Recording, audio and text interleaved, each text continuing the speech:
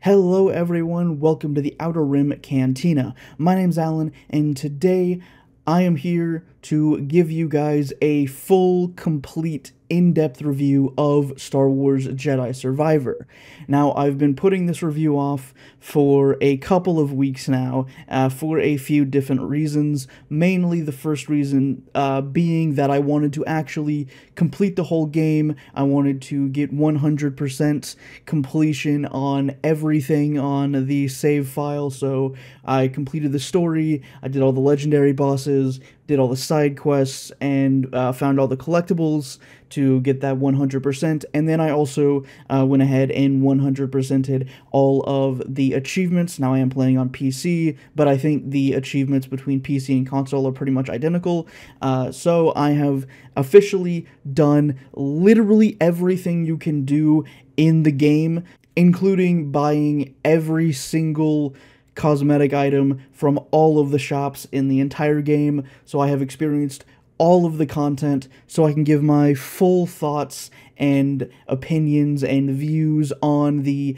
entirety of the game, as opposed to just different parts scattered throughout the whole game. So I just want to start off by saying that yes, I absolutely do think this is one of, if not the best Star Wars game that's been released in the last 20 years. I think Jedi Survivor is absolutely phenomenal, but there is a very, very large asterisk that comes with that statement because of the performance issues.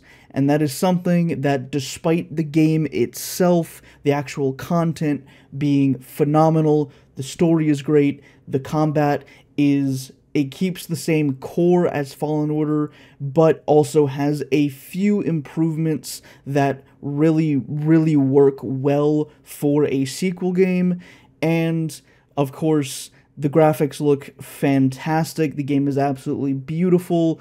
All of the side quests are very engaging and fun to do. You're not just kind of going around collecting stuff for people and just doing fetch quests for like 30 hours. You actually get to go and explore different things, fight different bosses, and all the quests are just very engaging. And also, Jedi Survivor has done something I wish a lot more RPGs would do, which is have just an absolute massive amount of random NPC interactions. So when you actually finish recruiting all of the characters to Grease's Cantina, Pyloon's Saloon on Kobo, you can go through and talk to pretty much all of them, and for most of the game, you will get unique conversations and voice lines with each of the characters as you keep progressing the game, and you will keep learning more about them and their stories, and even after you beat the main story, there is still a lot of character progression type content with the stories of these NPCs that you meet along the way in the main story quest, and that was just really cool to see. But, of course, all of that, no matter how phenomenal it is, no matter how great the experience of the game, of playing the game itself is, you can't ignore the performance issues. And it's so disappointing to see, especially after Fallen Order was so good. Like, Fallen Order's release was how every single game release should go. The game actually functioned for the vast majority of people, and for those that it didn't, it was because of very niche kind of issues that were quickly ironed out by Respawn so everybody could enjoy the game equally. With Survivor, unfortunately, that isn't the case. The game literally doesn't function for a vast majority of people. Now, I'm lucky enough to not have experienced a lot of the performance issues that other people have been experiencing, and a lot of the people I've watched stream the game or just play through the game haven't really experienced those performance issues either. But if you look pretty much anywhere on the internet right now, the only thing people are talking about when it comes to Jedi Survivor is the performance issues. Every single tweet or social media post that EA, Star Wars, or Respawn makes about the game is just inundated with replies of people saying they can't play the game because it crashes on the launch screen, or, you know, they're getting 20 FPS and it's a stuttery, juddering mess, and they literally just can't enjoy the game that they paid for, and that is unacceptable. And it's just really sad to see the state of the video game industry right now, because this keeps happening. This has happened with pretty much every major PC port release over the last, like, few years now, but probably more. Over the last really 10 years, there has been this degradation of quality when it comes to PC ports of games. And it's not just PC issues either. There are a lot of people experiencing issues with the console version as well, although definitely not as many. This is mainly a PC issue. So for my part specifically, I'm running a pretty much top-of-the-line rig from 2021. So I built this PC that I'm currently using in January of 2021, and it has pretty much all top-of-the-line specs, right? So it's an AMD Ryzen 9 5900X, a 12-core CPU, like the best gaming CPU, or one of the best gaming CPUs you could buy in 2020 and 2021.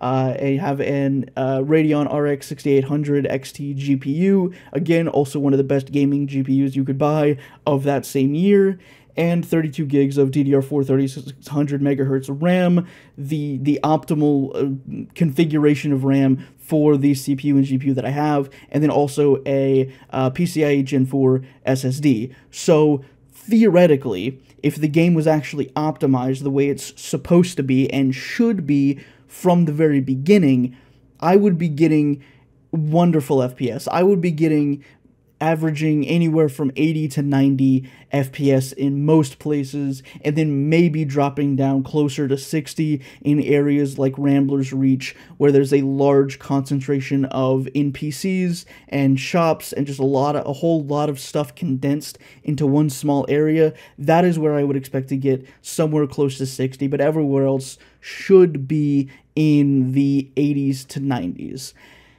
Unfortunately, that is not the case. Pretty much everywhere I was flirting with 60 FPS. There were some places where I was getting above 60 FPS, so when I was out exploring on Kobo, there were a lot of areas where the game did go up to the mid-80s for the frames per second, but in places like Rambler's Reach and a lot of the places you go for the main story, it was down in the 40s. And the big reason for that is because the game wasn't utilizing all of my GPU. Like, the game was using 15 gigabytes of video memory of the 16 on the card, which is absolutely insane to me, playing on 1440p with everything set to high and AMD FSR set to balanced. I was using 15 gigs of VRAM, but it was only ever using maybe 60 to 70% of my graphics card, not 99% like it should be, like a well-optimized game would. A well-optimized game is supposed to use all of your graphics card to give you the maximum amount of performance, and Jedi Survivor just doesn't. Now, there was a PC performance patch last week that rolled out, and I do think that helped a lot of people with lower-end systems being able to actually launch the game and load into it, but unfortunately for people like me who have really high-end systems and shouldn't have a problem at all with a game like this, we're the ones having all the problems. And there's just something about this game that is making it impossible for it to actually utilize all of these high-end GPUs. So your 6800s, your 4080s, your 4090s, all of that kind of stuff. It's just not for some reason, and that is wholly unacceptable. Now, that brings me to the second reason why I wanted to put off this review, which is because they are supposed to be rolling out a second performance patch for PC, and I wanted to see whether or not that actually did anything for me, unlike the first one. But unfortunately, I can only wait so long before getting my review out. I was just kind of hoping that they would fix these problems a lot faster. Unfortunately, they've really kind of dropped the ball with this, which is very, very disappointing to see. Again, because I had so much faith in Respawn getting this right after they did pretty much everything right with Fallen Order.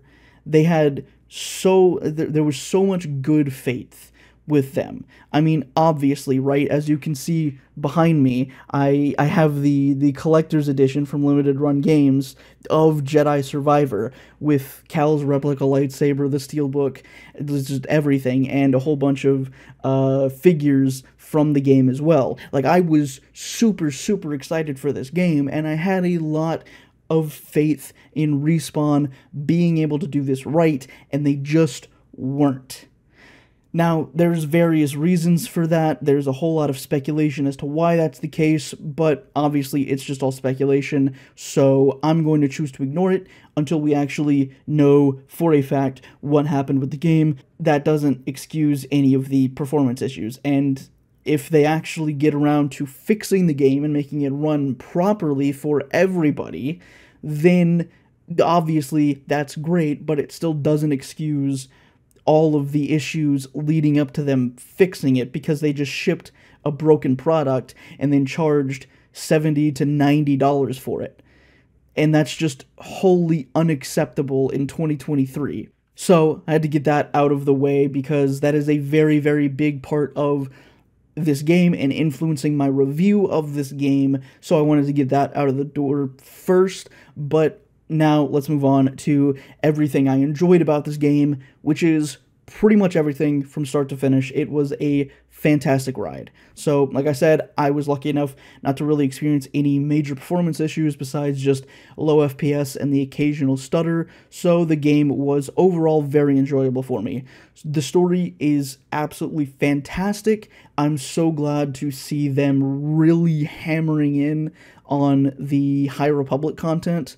And if you don't know what the High Republic is, it's a publishing initiative from Disney and Lucasfilm about a brand new era in the Star Wars universe, set roughly 300-ish years before The Phantom Menace. And in this game, we get to experience a part of the High Republic era that ties in to Light of the Jedi, which is actually down here on my shelf right there, with the Great Hyperspace Disaster and the introduction of the Nile Marauders and all of that stuff. So it was just fantastic to get to see a lot of that visualized after reading all of it in the books. And, you know, obviously, in case you couldn't tell, I am a big High Republic fan, so it was just fantastic to actually get to see all of that and get further expansion to the lore and see what was happening in other parts of the galaxy when the Great Hyperspace Disaster happened. As much as I liked the story in Fallen Order, I gotta say I am a little disappointed that they didn't kind of push the Zepho arc and story and lore a little bit further in this. I kind of thought this would be a more direct continuation of Fallen Order. Like, originally, we were trying to follow Cordova's path through all these Zepho shrines and everything to get into the shrine that he had locked a Jedi holocron in.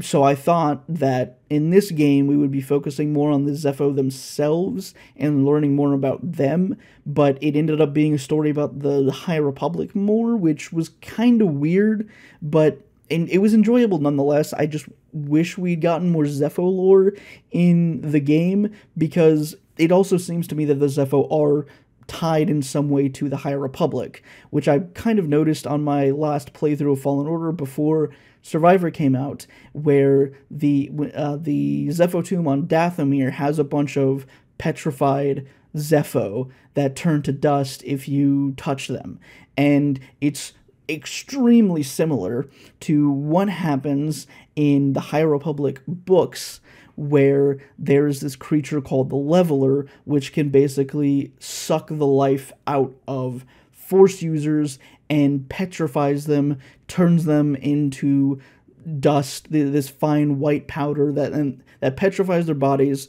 and they fall apart when you touch them. It's oddly similar, but we don't really learn any more than that. So maybe in the third game, because there is going to be a third game, this is a trilogy of games, maybe in the third game we go back to the Zepho a little bit more, but we'll just have to wait and see. But overall, the story was fantastic. I liked it even more than I liked the story in the first game, and Fallen Order is already a fantastic game, but I think the Jedi Survivor story kind of just blew it out of the water, especially including all of the new High Republic stuff. Now, as far as the extra stuff in the game, all of the things that you do after you beat the main story. Like I said, all of the side quests have you running around Kobo exploring these old High Republic meditation chambers, which are kind of these big puzzle rooms that you go through in order to get a reward, which is usually like a skill point or some kind of upgrade to Cal, like extra health or force essence or something like that, or like a perk slot.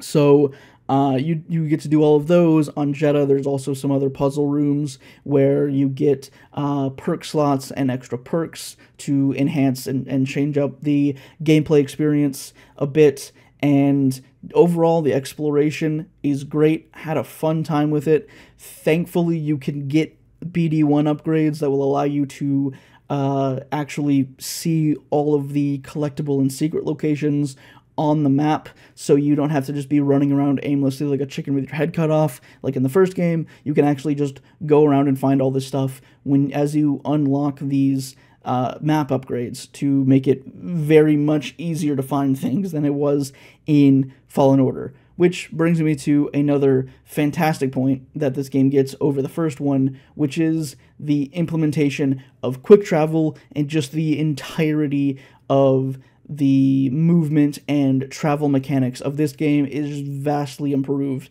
over Fallen Order. The map is actually readable. I never got lost anywhere like I did all the time in Fallen Order. The map is super clear of where you've been, where you need to go, where you can go, where you can't go. Everything is laid out very nicely. It's very bright and readable for everybody, and I appreciate that a whole lot. So the whole travel experience, and with the quick travel, being able to just teleport to meditation points, is a fantastic addition, especially since maps like Kobo are just massive. It would take you so long to run from one end of the map to the other end of the map, especially factoring in all the enemies you would meet along the way and have to fight. It's just, quick travel is absolutely a necessity for this game, and I'm very glad to see that they actually did put it in, and it actually works very, very well. But my particular favorite of the side quests were the bounty hunter missions. So as you progress the story in the game, you eventually meet this Nautolan bounty hunter named Cage, and she basically gives you the locations of all of the Haxian Brood bounty hunters that are hunting Cal throughout the game, so you can go and take them down and stop the Haxian Brood from trying to get the Imperial bounty that's out on Cal. And you fight, you take out all the bounty hunters, you take out the two top lieutenants from Sork Tormo, the guy who runs the Haxian Brood that you meet in Fallen Order when you get captured in the asteroid, and then at the very end of the mission, of course, you know, Cage betrays you. She just wanted you to get rid of all of the competition so that she could cash in on Cal's bounty herself, and so the quest chain ends in a big boss fight against Cage, and at the very end of the boss fight, where you'd think that would pretty much be the end, oh no, my friend, there is more. One of the biggest and best surprises I got from this game, which I'm so glad they did not spoil at all, was the Boba Fett cameo.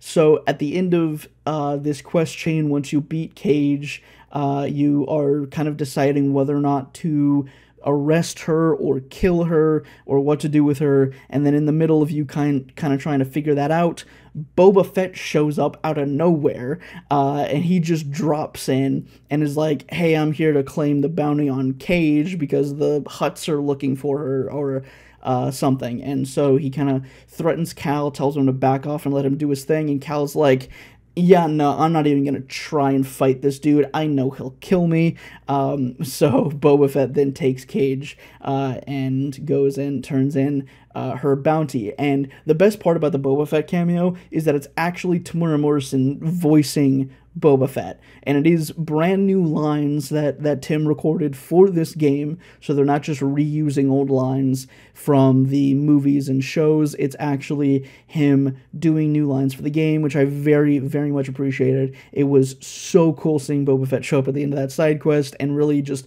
made the whole thing worth it. Like, even though I had a lot of fun doing all of these bounty hunter boss fights along the way, just seeing Boba Fett show up just put a goofy smile on my face that I loved, and so that was absolutely my favorite quest chain. The only negative I can really think about of the game itself, again, besides the performance issues, is just the sheer amount of flowers in the game. So there is a little gardening mechanic in it where you can go around and find different types of seeds on Kobo and plant them on the rooftop garden of Pyloon's saloon. Unfortunately, there's 145 seeds in the game, and there's only about a dozen or so, I think, actually unique plants, and the rest of the seeds that you find are just different color variations of these same plants, but you can't even, plant all 145 types of plants in the garden. You can only plant, less than half of that, because there's only, 4 relatively small plots of dirt that you can plant in. So I really don't know why they felt the need to put 145 different versions of the same, 12 plants in the game. That was kind of annoying, having to run around and find all of those, but obviously I wanted to do it just to get that 100% completion. But so that's it's whatever. That is very skippable, and you don't miss out on any kind of cool dialogue or anything with Pilly the gardener that you recruit. It's just something you can do to pass time, basically. I just spent a few hours running around Kobo collecting seeds, so you can definitely skip that part of the game. There's no reason you should actually do that. Other than that, though, running around and finding all of these secrets and all the other collectibles was very fun. All of the kind of puzzle solving and parkouring that you would have to do to get to some of these secret locations is very fun, very engaging. I had a good time overall doing that, and I thought the achievements were very fun. They were very unique. They had you doing a lot of different things, some of which you don't normally do in just when you're just playing through the game itself, so those are always fun to see. There's lots of secrets to discover, and of course one of the achievements is defeating all of the legendary bosses in the game, of which there are a bunch. There's a bunch of legendary battle droids, there's a few legendary Imperial bosses, there's of course Ogdo Bogdo makes a comeback in this game, or the spawn of Ogdo makes a comeback in this game, along with a couple of Rancors and a few more secret bosses, so they were all fun to do, and of course you get the achievement for defeating all of them, and like I said, all of the achievements were very fun to complete, and there is about 20 more achievements than there were in Fallen Order, so there's lots of stuff to do to keep you occupied for very many hours. So in total, it took me about 60 hours to beat the main story, all the side quests, all the bosses, all the achievements, collectibles, everything, playing through the game on Jedi Knight difficulty, and that also includes the extra time trial and challenge missions that you can do. So at various points in the game, there are these challenge areas that you can unlock. Some of them are just defeating waves of enemies, some of them are defeating special bosses, some of them are time trial and parkour challenges where you have to navigate a obstacle course essentially to get to the other side. So, and you get an achievement for completing all of those. Those were, for the most part, very fun. Some of them were a lot more frustrating than others, but I think overall they are an enjoyable thing to do once you've beaten the main story. So, after 60 hours and doing literally everything in the game, I can say without a shadow of a doubt, it's my favorite Star Wars game. Just flat out, full stop. It is everything I've wanted in a Star Wars game for many, many, many years now. And I will always come back to this game and keep replaying it because it is amazing and it is an upgrade from Fallen Order in pretty much every regard, and Fallen Order was already great, so they added a whole lot of stuff to just very, very drastically improve the experience of Jedi Survivor overall, and I very much appreciate it.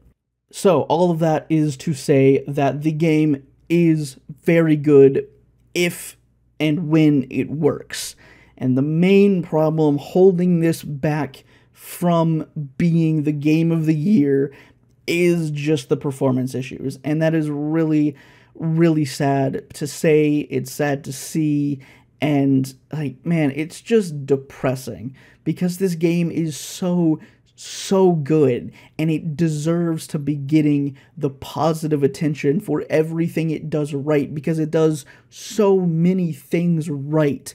When you actually get into the game itself, it is so good and so engaging and fun, but it just doesn't work for a lot of people, and it's just so frustrating to see that.